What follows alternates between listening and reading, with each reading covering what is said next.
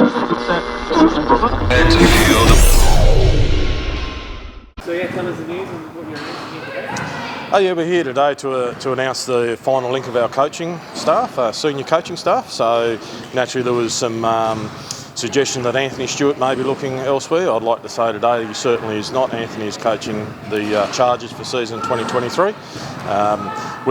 He needed a break away, a bit of stress, a bit of time out, and over the Christmas break he's been more than keen and working with the players already in the background. So it's fantastic to have Anthony back on board with the Chargers where he belongs. Stewie's been such a big part of the Chargers for a long time. Was life without Stewie ever contemplated?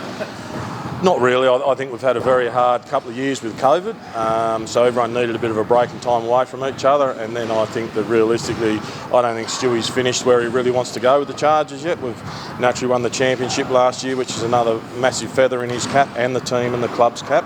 But I think that he's got more to give, and I think that Anthony's not yet finished doing what he wants to do with the Hobart Chargers. Did it take much convincing to get in a recently?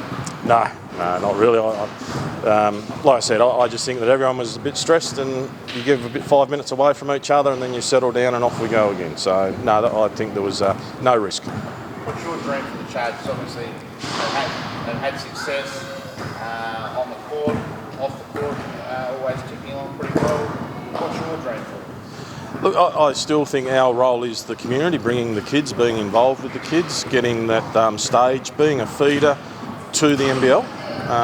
And I'll just use that as a term, the whole NBL. Naturally, we've had Tad Duffel-Mile, Jack Purchase, Cohen Sapwell, who are all playing NBL, play for the Hobart Chargers. So I think we're a fantastic club to be a conduit for the next step, for young southern Tasmanian boys and girls to be looking up to, knowing that they have the possibility of being able to play, and then following their dream into the NBL or WNBL. That's what I see our role. And naturally the Chargers were, I'll say, instrumental in helping getting the Jack Jumpers here. I'd like to see us do the same of getting a WNBL team here as well. I was going to ask that, maybe that's why I'll ask next about the women's program. Obviously you've had a bit of a relationship with men's Jack Jumpers, but if the women's team comes on board, do you see an even bigger link there potentially? Yeah, look, I think that there's got to be a bigger link where it's Tasmanian. There's no use duplicating things. We should be working with the Jack Jumpers more and more as we go on. A women's program, it's something that I really hope to see within the next 2 years. And we've been working with the Southside Flyers in the background as well, looking at what we may be able to work with them. But a standalone WNBL team is the next step for Tasmanian basketball. It's the next step in equalising the playing court for young basketballers across the state. When you say standalone, you mean a Tasmanian team? A Tasmanian team. Under the Jack Jumpers badge, you can imagine? Oh, look, I think that would be an option. I don't mind. It could be under the Jack Jumpers banner, but being called a different team.